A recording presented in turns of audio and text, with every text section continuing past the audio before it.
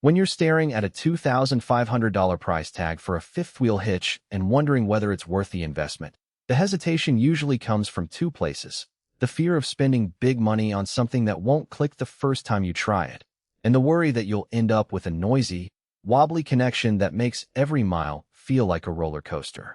I get that because I've helped a lot of friends decide if a new hitch is the right move before they hand over their hard-earned cash.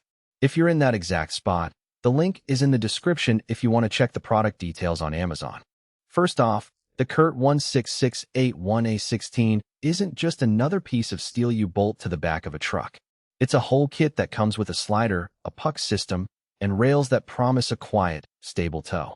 The big selling point is the S20 slider, a mechanism that lets you move the hitch forward or backward in a single quarter turn.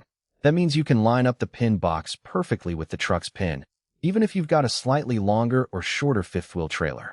In my research, a lot of owners of full-size pickups, especially those who run a 2021 Chevrolet Silverado or a 2022 Ford F-250, talk about how that little bit of adjustability saves them from constantly tweaking the trailer height or dealing with a hitch that's either too far forward or too far back.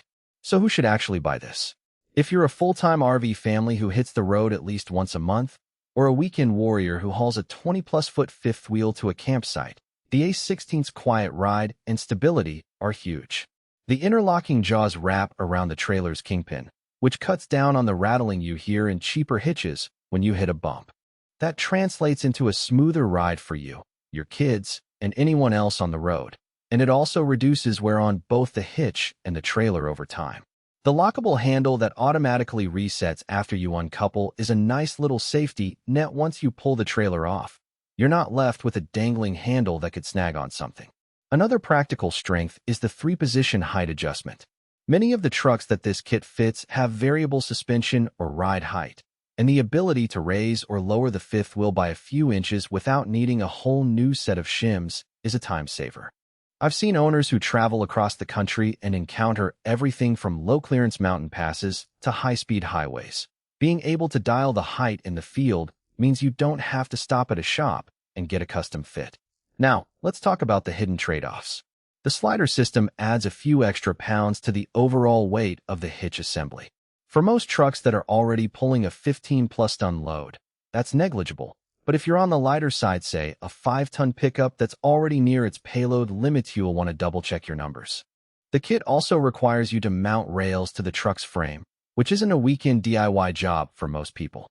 You can buy the rails separately, but the installation usually calls for a torque wrench, proper alignment, and sometimes a lift.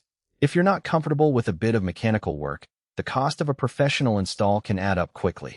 A practical weakness that shows up when you think about daily usability is the need to keep the slider clean. Because it slides on a rail, any grit or rust that builds up can make the quarter turn feel stiff over time. That means a bit of routine maintenance, wiping down the rail and applying a light spray of lubricant every few months. If you're someone who prefers a set-and-forget approach, that extra step might feel like a nuisance. One more scenario worth mentioning.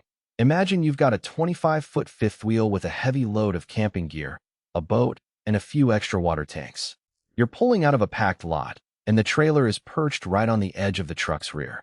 The A16's quiet, stable towing claim isn't just marketing fluff.